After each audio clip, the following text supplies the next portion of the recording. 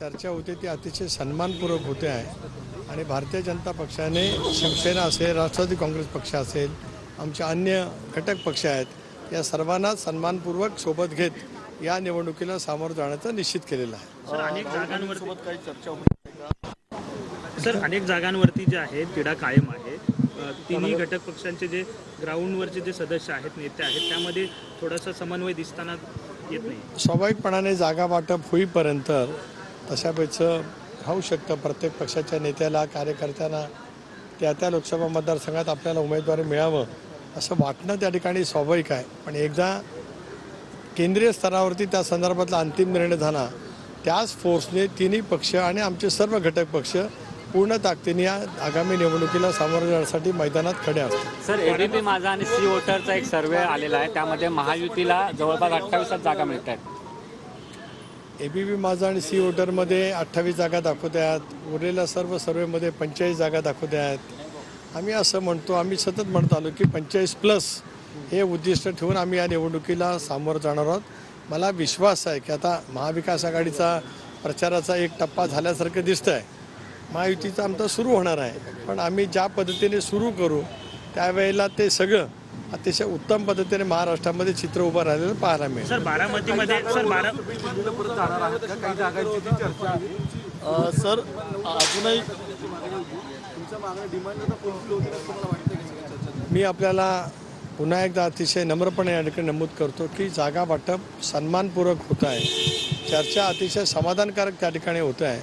त्याच्यामुळे ज्या जागांच्या संदर्भामध्ये राष्ट्रवादी काँग्रेस पक्षाने भूमिका मांडली, शिवसेनेने मांडली, भारतीय जनता पक्षाच्या सुद्धा ज्या जागा त्या ठिकाणी होत्या त्या संदर्भामध्ये अतिशय योग्य पद्धतीने वाटप सुरू आहे. बारामतीची जागा राष्ट्रवादी लढणार आहे, मात्र विजय शिवतरेंनी या संदर्भात मीच ही निवडणूक लढणार आहे, अपक्ष निवडणूक लढणार आहे असं म्हटलंय. तर विजय शिवतरेंना ज्यांना ज्या ठिकाणी लढायचं असेल त्याने लढावं. फारशी काय कोणाची तमा बांगण्याचं काही कारण नाही, कारण शेवटी एक सभ्यता असते, एक मर्यादा असते. आणि महायुतीमध्ये आम्ही काय कोणाच्यावरती काय फारसं अवलंबून आहोत असं कोणाला जर काय वाटत असेल तर ते त्यांनी त्यांचं समजून घ्यावं. तुम्ही दिल्लीला परत काही जागांवरनं भेट घेणार आहात का, आणि ती कधी घेणार आहात? हो, ज्या जागांच्या बाबतीमध्ये आम्हाला निर्णय करायचा आहे त्या संदर्भात या देशाचे नेते अमित शाह यांच्या समेत बैठक आहे. ती कदाचित आज किंवा उद्या त्या ठिकाणी होणं अपेक्षित आहे, कारण आज आचारसंहिता जाहीर होईल. स्वाभाविकपणाने तशा संदर्भातला निर्णय आता लवकरच 1-2 दिवसामध्ये त्या ठिकाणी अपेक्षित आहे. दिल्ली में कब जाने वाले हैं, क्या अभी स्थिति है महायुति में गठबंधन की? जैसे कि मैंने बताया कि 80% हमारे सीटों का बंटवारे के लिए हमारी चर्चा वहाँ पे हो रही है. आने वाले दिनों में शायद आज, कल या परसों 2 दिनों में हम वहाँ पर जाके बैठेंगे. महायुति के गठबंधन में सीटों का बंटवारा सम्मानपूर्वक वहाँ पे होने जा रहा है.